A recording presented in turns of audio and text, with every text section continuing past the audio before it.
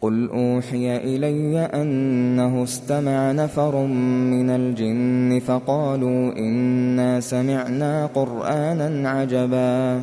يهدي إلى الرشد فآمنا به ولن نشرك بربنا أحدا وأنه تعالى جد ربنا ما اتخذ صاحبة ولا ولدا وأنه كان يقول سفيهنا على الله شططا وأنا ظننا أن لن تقول الإنس والجن على الله كذبا وأنه كان رجال من الإنس يعوذون برجال من الجن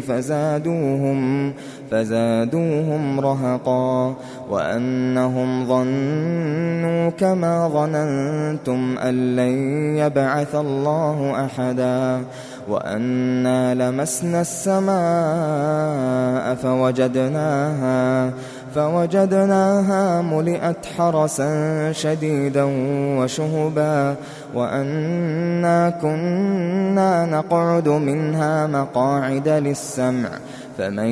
يستمع الآن يجد له شهابا رصدا وأنا لا ندري أشر أريد بمن في الأرض أم أراد بهم ربهم رشدا وأنا منا الصالحون ومنا دون ذلك كنا طرائق قددا وأنا ظننا أن لن نعجز الله في الأرض ولن نعجزه هربا وأنا لما سمعنا الهدى آمنا به فمن يؤمن بربه فلا يخاف بخسا ولا رهقا وأنا منا المسلمون ومنا القاسطون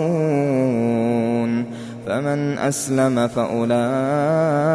تحروا رشدا وأما القاسطون فكانوا لجهنم حطبا وأن لو استقاموا على الطريقة لأسقيناهم ماء غدقا لنفتنهم فيه ومن يعرض عن ذكر ربه يسلكه عذابا صعدا وأن المساجد لله فلا تدعوا مع الله أحدا وأنه لما قام عبد الله يدعوه كادوا يكونون عليه لبدا قل إنما أدعو ربي ولا أشرك به أحدا قل إني لا أملك لكم ضرا ولا رشدا قل إني لن يجيرني من الله أحد ولن أجد من دونه ملتحدا إلا بلاغا من الله ورسالاته ومن يعص الله ورسوله فإن له نار جهنم خالدين فيها أبدا حتى إذا رأوا ما يوعدون فسيعلمون من أضعف ناصرا وأقل عددا قل إن أدري أقريب ما توعدون أم يجعل له ربي أمدا عالم الغيب فلا يظهر على غيبه أحدا إلا من ارتضى من رسول فإنه يسلك من بين يديه ومن خلفه رصدا ليعلم أن قد أبلغوا رسالات ربهم وأحاط